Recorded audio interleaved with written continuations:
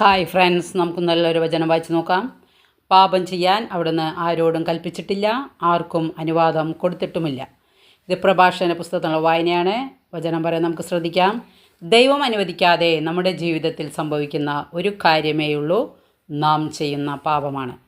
പാപമാണ് മനുഷ്യ ജീവിതത്തിലെ പരാജയങ്ങൾക്കെല്ലാം കാരണം.